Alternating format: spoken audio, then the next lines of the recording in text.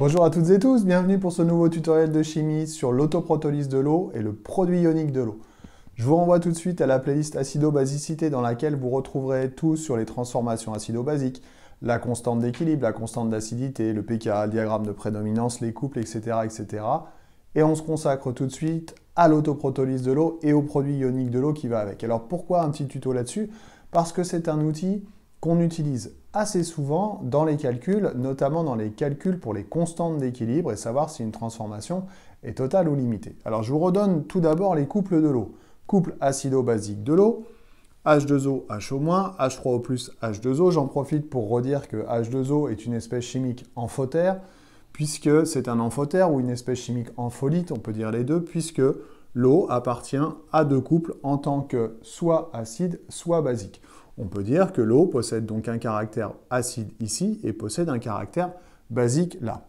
Ainsi, si je fais réagir deux molécules d'eau ensemble, on va donc avoir H2O plus H2O, H2O plus H2O qui donne H3O+, plus HO-.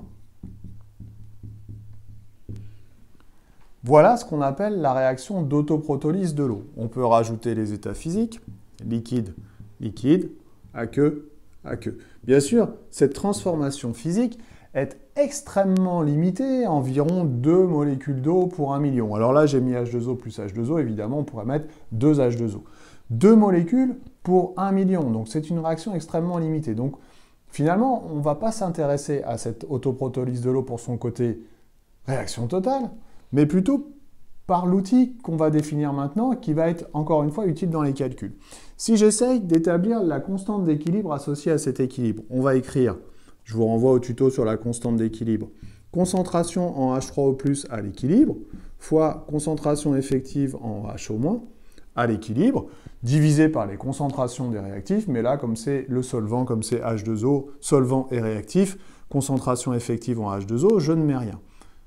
Voilà la constante d'équilibre. Elle s'écrit tout simplement comme ceci. Eh bien ça, c'est ce qu'on appelle le produit ionique de l'eau, et elle vaut, cette constante, 1,0 10 puissance moins 14.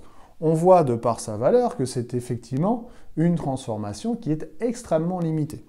Ke, c'est donc le produit ionique de l'eau, et ce produit ionique de l'eau, on va l'utiliser, encore une fois, dans les calculs pour déterminer des constantes de réaction sur des équilibres qui sont un peu plus intéressants. Voilà, j'espère que j'ai été clair pour ce petit tuto. Je vous dis à bientôt. Bye bye.